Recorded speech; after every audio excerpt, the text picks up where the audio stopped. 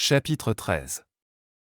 Et Abram voyagea à partir de Haran, et prit Sarai sa femme et Lot le fils de son frère Haran, vers le pays de Canaan et il arriva à Assur, et passa par Shechem et habita près d'un grand chêne.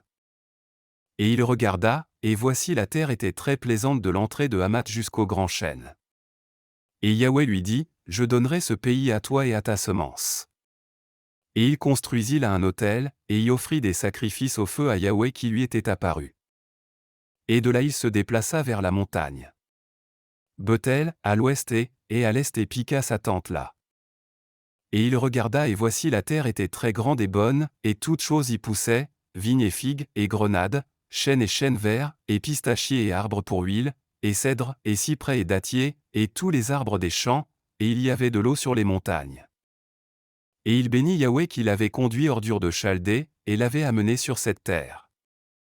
Et cela arriva dans la 1e année de la 7e semaine, à la tête du 1er mois il construisit un autel sur cette montagne, et la nomma du nom de Yahweh toi l'Élohim éternel et mon Élohim. Et il offrit sur l'autel un sacrifice au feu pour Yahweh pour qu'il soit avec lui, et ne l'abandonne pas tous les jours de sa vie. Et il se déplaça de là et alla vers le sud, et il vint à Hébron. Hébron était construit dans ce temps et il y habita 2 ans. Puis il s'en alla vers la terre du sud, vers Béaloth, car il y avait une famine sur la terre. Et Abram alla en Égypte dans la 3e année de la semaine, et il habita en Égypte 5 ans avant que sa femme lui fût enlevée. Dans ce temps, Tanée en Égypte avait été construite 7 ans après Hébron.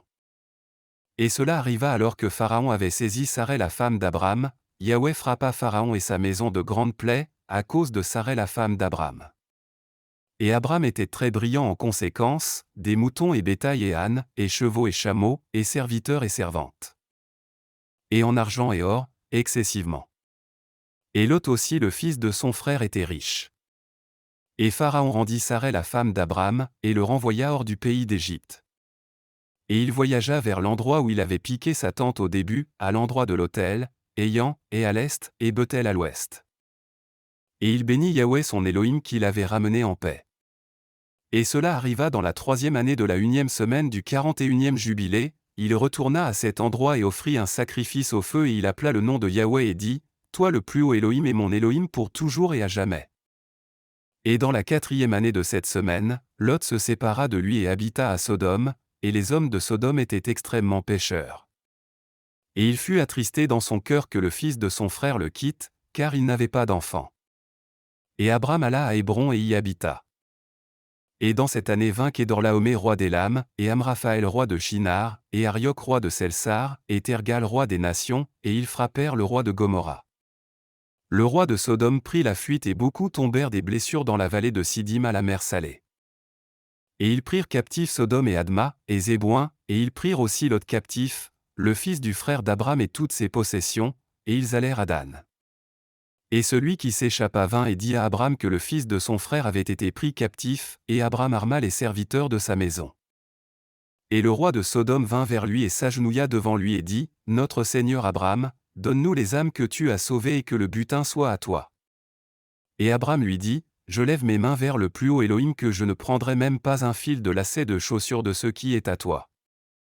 Pour que tu ne dises pas, j'ai rendu Abram riche.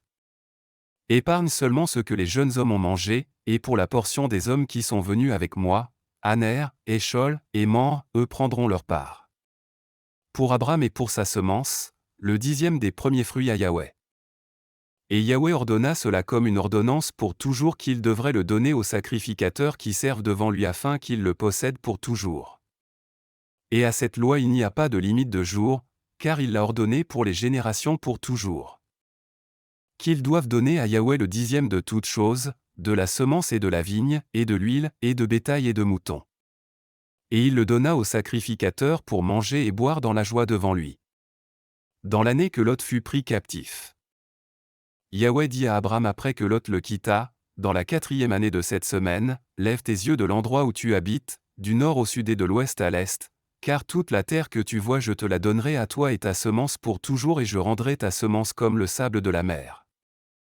Pensez qu'un homme puisse compter la poussière de la terre, même encore ta semence ne pourra être dénombrée. Lève-toi, marche à travers le pays dans sa longueur et sa largeur, et regarde tout, car à ta semence je donnerai cela.